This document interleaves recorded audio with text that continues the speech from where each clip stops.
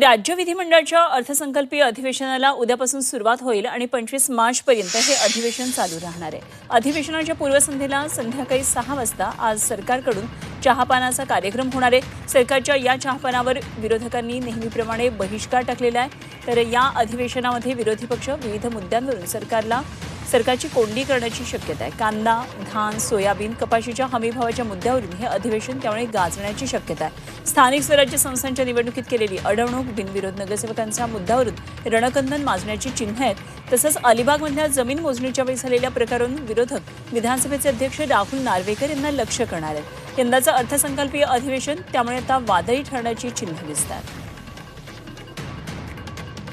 कोणकोणत्या मुद्द्यावरून हे अधिवेशन गाजू शकतं एकदा आपण पाहूया ग्राफिक्सद्वारे।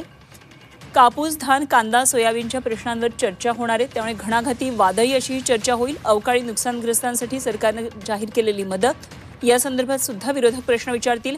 2017च्या कर्जमाफीवरून विरोधक सरकारला जाब विचारणार आहेत। भारत अमेरिका व्यापार कराराचा मुद्दा यावेळी अर्थसंकल्पीय अधिवेशनात राज्याच्या गाजणार आहे। लाडक्या बहिणींच्या अनुदानातल्या वाढीचा मुद्दा सुद्धा गाजणार आहे आणि या संदर्भातली चुणूक काही वेळापूर्वी आपल्याला दिसली। स्थानिक स्वराज्य संस्था निवडणुकीमध्ये केलेली अडवणूक हाही मुद्दा सध्या विरोधकांच्या हातात आहे। बिनविरोध नगरसेवकांचा मुद्दा सुद्धा गाजणार आहे आणि त्याचबरोबर महत्त्वाचा मुद्दा अलिबाग प्रकरणात नार्वेकरांना विरोधक लक्ष्य करण्याची शक्यता आहे।